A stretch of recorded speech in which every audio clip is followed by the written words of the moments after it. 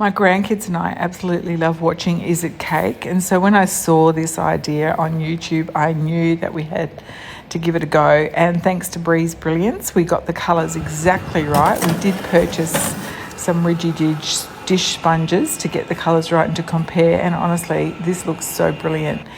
We trimmed the green a little bit to give it the right texture. Then there's some apricot jam between the layers so that they'll stick together quite well. There it goes, on it goes, perfect. And then cutting it really, really neatly into the right size.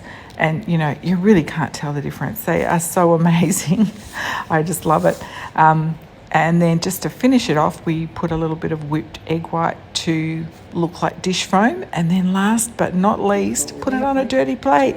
Bit of jam, bit of cake crumbs, and, you know, do the dishes. Perfect. Good job. Is it cake? No.